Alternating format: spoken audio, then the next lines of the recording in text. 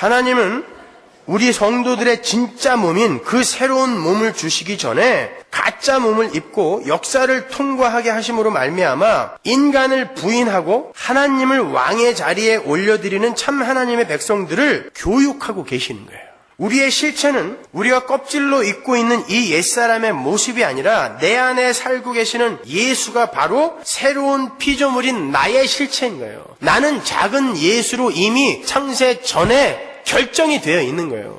이 껍데기를 하나하나 벗어감으로 해서 그 창세 전에 이미 완성이 된 나가 드러나게 되는 게 신앙생활인 것입니다. 그러니까 자기 부인인 거예요. 성도의 삶은. 갈라디아서 2장 20절 내가 그리스도와 함께 십자가에 못 박혔나니 그런즉 이제는 내가 산 것이 아니요 오직 내 안에 그리스도께서 사신 것이라.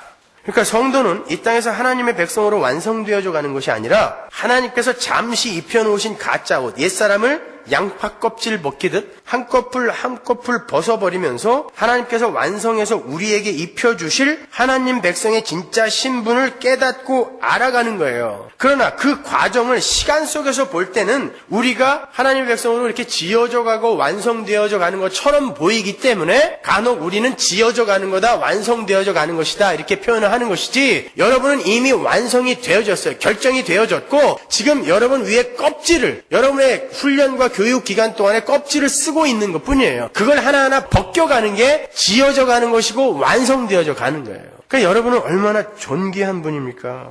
그러니까 야곱이 이스라엘이 되는 게 아니라는 거예요. 이스라엘이 야곱이라는 껍데기를 잠시 쓰고 이스라엘의 실체를 찾아가는 거예요. 그게 야곱의 삶인 것입니다. 그러니까 자꾸 벗으셔야 돼요. 자꾸 죽어야 돼요. 실수 괜찮아요. 거기서 죽어요. 성공 괜찮아요. 거기서 또 죽어요, 우리는. 그러니까 우리의 모든 삶은 모든 것이 합력하여 선을 이룰 수밖에 없어. 전부 나를 부인하는 데 쓰이니까 계속해서 벗는 거예요. 껍질을 벗는 거예요. 야곱은 어머니의 뱃속에서 이미 이스라엘로 선택된 사람이에요. 왜? 거기에서 이미 하나님이 내가 너 사랑한다라고 이야기했잖아요. 그 이가 잠깐 야곱으로 태어나는 것뿐이에요. 그리고 야곱의 삶을, 험악한 삶을 130년 살고 결국에는 베델로 돌아가서, 그리고 결국에는 하나님의 뜻에 순종하여 양손을 어긋 맞추어 손자들을 축복하는 자로, 하나님 말씀에 온전히 순종하는 자로 원래 이스라엘로 회귀하는 게 성도의 삶인 것입니다. 그들이 하나님의 백성의 신분으로 회귀해가는 길에 가짜 옷을 입고 인생을 통과하며 저지른 모든 죄, 그 죄는 예수님께서 십자가에서 도말해버리세요. 그리고 우리 성도가 하나님 나라의 자녀들이 되는 방식을 그 십자가를 통하여 또 설명을 해 주시는 거예요. 이 껍질인 옛 몸은 예수님이 십자가에서 다 죽여버리실 거야. 그 말은 너희들은 은혜와 상관없이 사는 자들과는 달라. 너희들은 은혜를 입는 자들이야. 그게 십자가예요. 우리가 첫 번째 아담처럼 하나님을 전적으로 의지하지 않고 자신의 힘과 지혜를 의지하게 될 때 우리에게서 토해내어지는 모든 죄와 허물들을 예수님이 앞서가시면서 전부 먹어버리시는 것입니다. 제가 수요일날 설명해드렸죠. 물 먹는 하마처럼, 냄새 먹는 하마처럼 예수님이 앞서가며 전부 먹어버리시고 너희들은 내 은혜로 내 말을 잘 듣는 자로 내가 만들어내고야 말 거야. 이게 십자가란 말입니다. 그러니까 나의 나됨은 나의 노력과 열심에 의해 구현되는 것이 아니라 전적으로 하나님의 은혜로 천국의 나가 만들어지게 된다는 것이 십자가의 메시지인 거예요. 그래서 예수님이 어린 아기로 오셔서 그때부터 돌아가실 때까지 전 인생에 걸쳐서 하나님의 말씀인 율법을 모두 지켜내셔서 우리에게 전가시켜주는 거예요. 그것과 십자가는 정확하게 같은 이야기인 거예요. 십자가는 단순히 우리를 구원하는 2000년 전에 한 번 선 구원의 방식에서 끝나는 게 아닌 것입니다. 너희들이 어떻게 하나님의 백성으로 탄생이 되는 줄 알아? 하나님의 은혜로 너희들은 존재하게 되는 거예요. 그 하나님의 은혜가 없이는 너희들은 이 세상 사람들처럼 결국 사망으로 떨어져 버리게 될 텐데 너희들은 하나님의 은혜로만 존재하게 되는 거예요. 하나님의 은혜를 입지 않은 자들의 그 사망의 몸뚱아리는 예수님의 은혜로 십자가에서 다 죽여버렸어. 그러니까 너희들은 이제는 완전히 새로운 인류란다. 이걸 우리에게 배우라는 것입니다. 그게 바로 십자가가 품고 있는 복음이며 그게 바로 구원이에요. 그러니까 십자가는 단순히 죄를 용서하시는 방법에 그치는 것이 아니라 하나님 나라 자녀들의 탄생의 원리와 존재의 방식과 생활 원리를 함께 제시하는 거예요. 생각해보세요. 우리 새로운 피조물들의 삶은 우리 게 아니라 예수의 삶을 전가받은 예수의 삶이죠. 그렇죠? 그리고 천국에서도 그 삶을 계속 살아야 돼요. 그게 하나님이 기뻐하시는 삶이었으니까. 그렇죠? 근데 그 예수의 삶이 십자가의 삶이었단 말입니다. 그렇다면 그 십자가는 우리가 가끔가다, 우리의 인생 속에서 가끔가다 한 번씩 지는 게 아니라 영원히 지고 가는 거예요.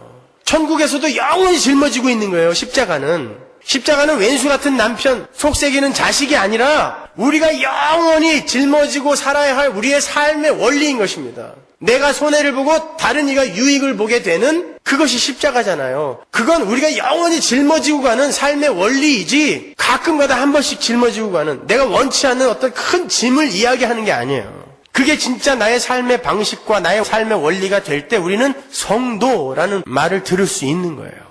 그걸 이 땅에서 배우는 것입니다. 그러니까 새로운 인류, 하나님 나라의 백성은 온전히 하나님의 은혜로 새로운 피조물이 되는 것임을 우리는 옛사람의 몸을 통과하며 배우는 거예요. 모든 것이 은혜로 시작하여 은혜로 끝이 난다라는 것을 배우는 거예요. 그리고 각자가 자기의 유익을 위해서만 존재하는 하나님을 떠난 존재들의 결국을 삶을 통해 배우는 거예요.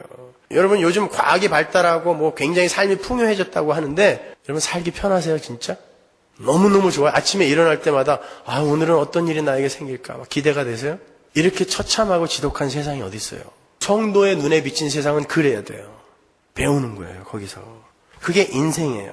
그걸 다 경험하고 체험해서 배워야 하니까 인생이 얼마나 고달프겠습니까? 그러나 성도는 그 인생 뒤에 약속된 새로운 세상이 있음을 깨닫고 거기서 평안과 안식을 얻는 거예요. 우리 집사님도 아까 찬양하셨는데 평강의 왕이 오셨어요. 평강의 왕이 오셨는데 오자마자 그 땅에 대살육이 일어났어요. 그게 평강입니까? 그게 평화예요? 오자마자 애기들이 다 죽어버렸어. 그런 평화가 어디 있어요? 평화의 왕이 왔는데 아무 문제 없던 유대 땅이 혼란스러운 그 지경으로 떨어져 버렸단 말입니다. 그 평강의 왕이 왔는데 우리 안에 그 평강의 왕이 이미 내주하고 계신데 왜 우리의 삶이 이 모양입니까? 이게 평화예요? 하나님이 주시는 평화는 그 평화가 아닌 거예요. 그건 세상이 줄 수 있는 평화고 우리가 기대하는 평화는 세상이 줄 수 있는 평화고 하나님이 주신다는 평화는 세상이 줄 수 없는 평화입니다. 그거는 지옥 같은 삶을 통과하면서 하나님 나라의 소망을 기대하면서 얻는 내 마음속의 평화를 이야기하는 거예요. 내 지옥 같은 환경을 변화시켜준다는 이야기가 아닌 것입니다. 우리 구역장 성역 공부에서 우리 조필순 집사님이 목사님 내 인생은 왜 이렇게 지옥 같은 순간이 많아요? 질문을 하셨어요. 그게 맞는 삶이에요. 여러분의 삶 속에 천국 같은 시간이 많아요? 지옥 같은 시간이 많아요? 여러분의 삶 속에 천국 같은 시간이 훨씬 많다면 여러분은 지금 가짜 옷을 입고 있는 게 아니라 진짜 옷을 입고 있는 거예요. 그렇게 이 세상 것으로 희희낙낙하다가 결국 사망으로 떨어질 진짜 옷을 입고 계신 거예요. 가짜 옷을 입고 있는 사람은 이 땅에서 이 세상이 천국일 수가 없어요. 재벌회장 아들이 노가다판에서 행복할 수 없습니다. 그래서 여러분은 지옥 같은 시간들을 살게 되는 거예요. 그러나 그 속에서 나에게 약속된 하나님의 언약을 생각하며 거기에서 평안과 기쁨과 안식을 얻는 것일 뿐인 것입니다. 왜 예수를 믿었는데 내 인생이 이 모양이야? 그 모양이 맞는 거예요. 왜? 여러분은 이 세상 사람이 아닌 것입니다. 여러분은 잠시 그 하나님 나라에서 하나님 나라의 상속자들인데 거기에서 어떤 것을 배우기 위해 잠시 이 세상에 파송된 이들이기 때문에 이 땅에서는 불편할 수밖에 없어요. 그걸 감수하면서 열심히 배우는 거예요. 왜? 나에게 주어질 하나님 나라의 유업이 얼마나 큰 것인지 우리는 성경을 통해서 열심히 배웠으니까. 따라서 참된 신앙은 내가 이만큼 훌륭하게 성도의 삶을 살고 있다는 것을 하나님과 이웃에게 보이는 게 아니라 증명해내는 게 아니라 나는 하나님의 은혜가 없으면 단 한순간도 존재할 수 없는 티끌 같은 인간이라는 것을 인정하는 거. 그게 참된 신앙인 거예요. 야, 예수 믿고 저 사람은 저렇게 변했어가 아니라 야, 저런 사람도 예수님이 꼭 붙들으니까 하나님의 도구로 쓰여지는구나를 보여주는 게 나의 약함을 드러내어 하나님의 강함을 드러내는 게 참된 신앙인 것입니다. 그렇게 자기가 자꾸 부인이 될 때 남들이 정말 야, 저거는 저 사람의 속에서 진심에서 우러나오는 예수의 모습이구나라는 모습을 문득 보여줄 수 있게 되는 것이지 내가 연습하고 훈련하여 하나님이 기뻐하시는 삶을 만들어낼 수가 없단 말입니다. 그걸 보여주는 걸 자기 의라고 하는 거예요. 너희들 왜 나처럼 못 살아?